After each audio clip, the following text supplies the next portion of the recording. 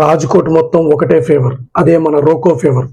రోహిత్ శర్మ మరియు విరాట్ కోహ్లీ ఇద్దరు దిగ్గజాలు టీంలో ఉంటే ఆ కిక్కే వేరు కదా.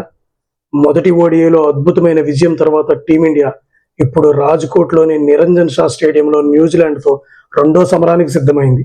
3 మ్యాచ్ల సిరీస్లో ఇండియా ఇప్పటికే 1-0 ఆధిక్యంలో ఉంది. రేపు గెలిస్తే సిరీస్ మనదే.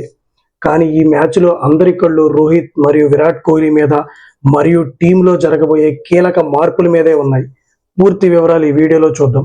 మన ఛానల్ ఇంకా సబ్స్క్రైబ్ చేసుకోకపోతే సబ్స్క్రైబ్ చేసుకోండి. వీడియోని చివరి వరకు చూడండి.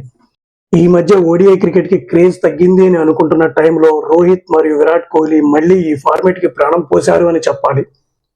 బరోడాలో జరిగిన ఫస్ట్ ఓడిఐలో మనం చూసాం, స్టేడియంలో ఉన్న స్టాండ్స్ అన్ని ఫుల్ అయిపోయాయి. అలాగే మన రోకో ఫామ్ వేరే లెవెల్లో ఉంది.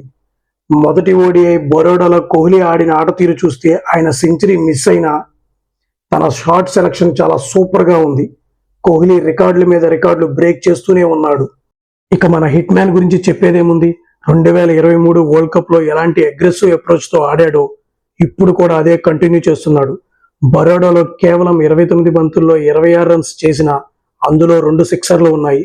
న్యూజిలాండ్ పేసర్ జెమిసర్ వేసిన ఒక బంతిని స్టెప్ అవుట్ అయ్యి కొట్టిన ఆ షాట్ చూస్తే రోహిత్ ఎంత కాన్ఫిడెంట్ గా ఉన్నాడో అర్థమవుతుంది. ఇక రెండో వన్డే జరిగే రాజ్కోట్లో రోహిత్ కి మంచి రికార్డు ఉంది. లాస్ట్ 3 మ్యాచ్ల్లో ఇక్కడ 65, 42, 81 రన్స్ చేశాడు. సో రేపు హిట్ మ్యాన్ షో ఆశించవచ్చు.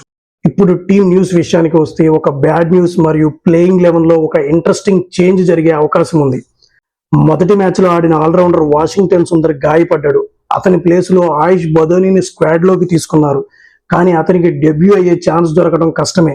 ఎందుకంటే అందరూ ఎదురు చూస్తున్న చేంజ్ ఒక్కటే, నితీష్ కుమార్ రెడ్డి. మొదటి మ్యాచ్లో నితీష్ని పక్కన పెట్టడం చాలా మందిని ఆశ్చర్యపరిచింది. 2027 వరల్డ్ కప్ ప్లాన్లో నితీష్ కీలకమని అందరికీ తెలుసు. హార్దిక్ పాండ్యా ఫిట్నెస్ పై గ్యారంటీ లేనప్పుడు నితీష్ లాంటి పేస్ బౌలింగ్ ఆల్రౌండర్ని ఆడించలేకపోవడం లాజిక్ లేని విషయం. వరల్డ్ కప్కు ముందు నితీష్కి తగిన అవకాశాలు ఇవ్వాలి. కానీ రేపటి మ్యాచ్లో సుందర్ లేడు కాబట్టి నితీష్ కుమార్ రెడ్డికి డైరెక్ట్గా ప్లేయింగ్ లెవెల్లోకి రావడం పక్కా అనిపిస్తుంది. ఇక మ్యాచ్ జరగబోయేది రాజ్కోట్లో. ఇక్కడ పిచ్ గురించి ఒక్క మాటలో చెప్పాలంటే బ్యాటింగ్ ప్యారడైజ్. ఇక్కడ ఫస్ట్ ఇన్నింగ్స్ యావరేజ్ స్కోర్ 322 పరుగులు అంటే రేపు మనం మరో హై స్కోరింగ్ థ్రిల్లర్ని చూడబోతున్నాం. బౌలర్లకు ఇక్కడ చుక్కలు కనిపించడం ఖాయం. ఒక చిన్న ఇంట్రెస్టింగ్ ఫ్యాక్ట్ ఏంటంటే న్యూజిలాండ్ ఇప్పటి వరకు ఇండియాలో 7 సార్లు బైలేటరల్ సిరీస్లు ఆడినా ఒక్కసారి కూడా గెలవలేకపోయింది.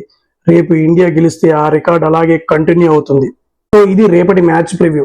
రాజ్కోట్ పిచ్ మీద రోహిత్ శర్మ నుంచి భారీ సెంచరీ ఎక్స్పెక్ట్ చేస్తున్నారా? అలాగే నితీష్ కుమార్ రెడ్డికి ఛాన్స్ ఇవ్వాలా లేదా? మీ అభిప్రాయాన్ని కింద కామెంట్ చేయండి. వీడియో నచ్చితే లైక్ చేయండి.